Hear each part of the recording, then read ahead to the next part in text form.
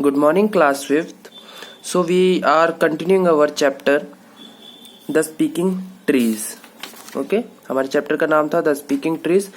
First part पे हमने यहाँ तक पढ़ लिया था जब सारे जो ट्रीज थे वो आपस में बात कर रहे थे और निराशा के साथ ये बता रहे थे कि पॉल्यूशन कितना ज्यादा हो चुका है और अब उनको कितना ज्यादा मेहनत करनी पड़ती है। तो अब हम यहाँ से स्टार्ट करते हैं कि पाइन ट्री कहता है, I hardly see smiling faces of trees these days. Moreover, we have to send our roots further down the soil for water. यानी पाइन ट्री बोल रहा है कि आजकल मैं कम ही देखता हूँ किसी ट्री को मुस्कुराते हुए, और यहाँ तक कि आजकल हमें अपनी जो जड़ें हैं उनको जमीन में और नीचे भेजना पड़ता है वाटर की खोज में। The water table has gone down because a lot of underground water is drawn out of humans and for the construction work.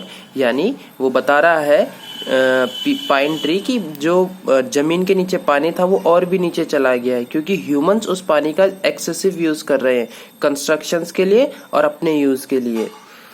Neem tree कहता है, our green forest isn't what it used to be. Neem tree बोलता है कि हमारा ये जो हरा भरा जंगल है अब वैसा नहीं रह गया जैसा ये हुआ करता था। The sparkling streams has turned into a drain as it carries all the waste from nearby places. यानी जो हमारे जंगल की बहुत ही चमकती हुई और साफ सुथरी नदी हुआ करती थी अब वह नाला बन चुकी है जो आसपास के इलाके से सारा वेस्ट लेकर अपने अंदर आती है। पीपल ट्री बोलता है, let me tell you friends that very soon we may also be brutally chop down. तो पीपल ट्री बता रहा है कि मैं आप लोगों को बता दूं मेरे दोस्तों कि जल्द ही हमें भी बुरी तरीके से चॉप्ड कर दिया जाएगा, मतलब काट दिया जाएगा। तो पाइन ट्री बोलता है, क्वाइट पॉसिबल, हाँ बिल्कुल हो सकता है। A little birdie told me yesterday that some people are planning to build a multi storeyed apartment and highway over here. तो पाइन ट्री बोलता है, हाँ बिल्कुल हो सकता है। मुझे अभी कल परसों एक छोटी सी चिड़िया ने बताया कि जो ह्यूमंस हैं वो यहाँ पर मल्टी स्टोरी बिल्डिंग यानी एक बहुत बड़ी बिल्डिंग बनाने जा रहे हैं और एक हाईवे बनाने जा रहे हैं। ऑल ट्रीज, सभी ट्रीज कहते हैं, oh that sad news, I wish I could walk and run away from here. तो सारे ट्री बोलते हैं, अरे ये तो बहुत दुख की खबर है, काश हम लोग यहाँ से इधर उधर भाग सकते। नीम ट्री बोलता है, a factory may also be built here, you never know. Neem tree बोलता है, हो सकता है यहाँ कोई फैक्ट्री बने, हमें क्या पता। यूक्लिप्टस ट्री बोलता है, why don't this human realise that we are their true friends. तो यूक्लिप्टस ट्री बोल रहा है कि इन ह्यूमंस को विश्वास क्यों नहीं होता है कि हम इनके दोस्त हैं। We make this planet worth living for them, हम इस प्लेनेट को उनके रहने योग्य बनाते हैं। पीपल ट्री बोलता है, the worst part is that when it started raining last evening I was very disappointed. यानी वो कहता है कि सबसे बुरी बात यह है कि जब कल शाम को बारिश हो रही थी मैं बहुत डिसअपॉइंट था। I was so glad to see dark clouds but when I got drenched in the rain I realise that it was acid rain. यानी कि क्या बोल रहा है कि कल शाम को जब बारिश हुई तो मैं बारिश देख के बहुत खुश हुआ, ब्लैक क्लाउड्स को देख के बहुत खुश हुआ, लेकिन जब बारिश हुई बारिश का पानी मुझ पे गिरा, वो कैसा था, बारिश का पानी एक एसिड रेन था, नॉर्मल पानी नहीं था। It is bad for our health, और ये पानी हमारी हेल्थ के लिए बहुत ही बैड है।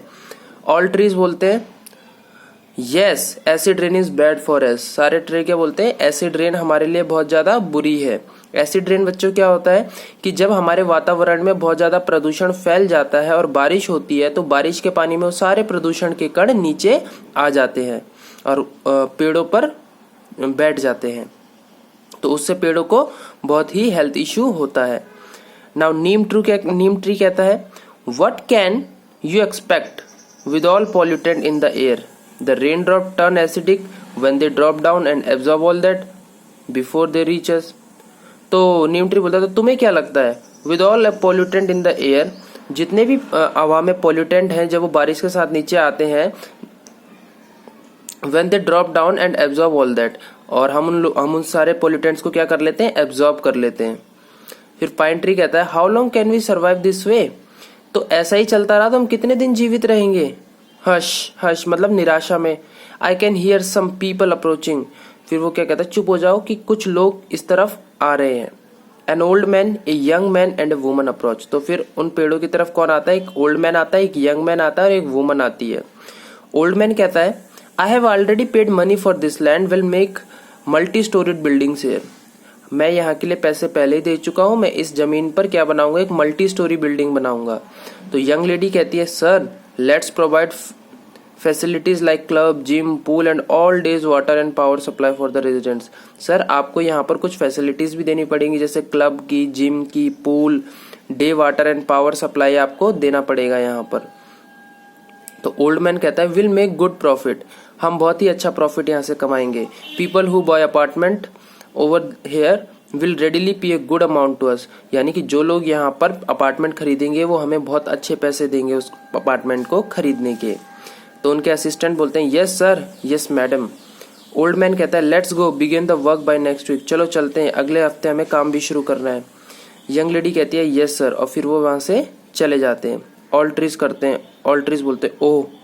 पाइन ट्री बोलता है our and is close by, pine tree बोलता है अब हमारा जो अंत है वो नजदीक आ गया है। फिर सारे ट्री बोलते हैं एवरीवन इज अपसेट नाउ, अब सब क्या है, निराश हो चुके हैं। Neem tree I feel miserable, quiet everyone I can hear some footstep, मैं कैसा फील कर रहा हूँ, मिजरेबल फील कर रहा हूँ, यानी कि कोई भी कोई हम पर दया नहीं करेगा। I can hear some footsteps, मैं कुछ फुटस्टेप सुन सकता हूँ, चुप हो जाओ। A group of 2 young man and middle age woman approaches, फिर अब क्या होता है कि दो यंग मैन आते हैं और एक मिडिल एज की वुमेन वहां पर आती है अब दोबारा से। तो क्या होता है यंग मैन, तो यंग मैन क्या बोलता है look at this green forest isn't it beautiful, will never allow this to be cut down, देखो क्या ये फॉरेस्ट सुंदर नहीं है, हम इस फॉरेस्ट को कभी कटने नहीं देंगे। We are environmentalist and we will fight to save this trees, हम एनवायरमेंटलिस्ट हैं और इस फॉरेस्ट को कभी कटने नहीं देंगे।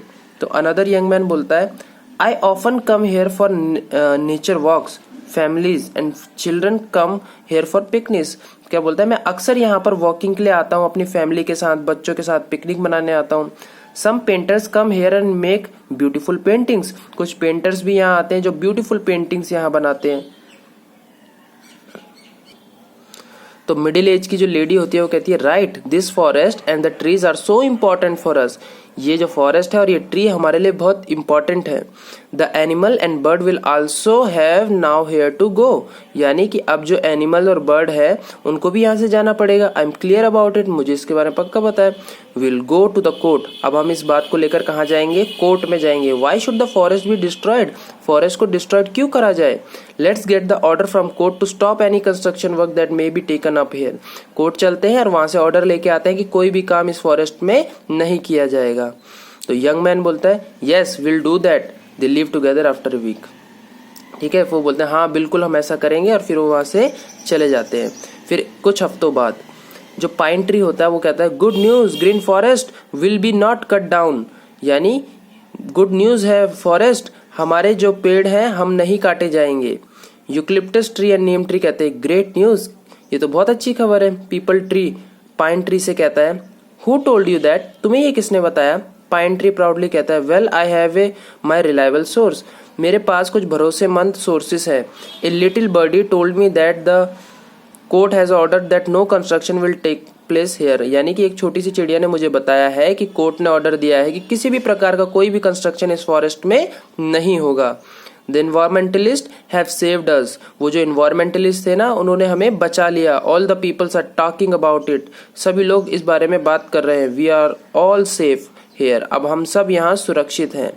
तो ऑल ट्रीज कहते हैं गॉड ब्लेस द एनवायरमेंटलिस्ट, भगवान उन एनवायरमेंटलिस्ट को आशीर्वाद दे। Human should understand that they are closest to God when they are closest to nature, यानी इंसानों को समझना चाहिए कि भगवान के बहुत ज्यादा करीब होते हैं जब वह नेचर के सबसे ज्यादा करीब होते हैं।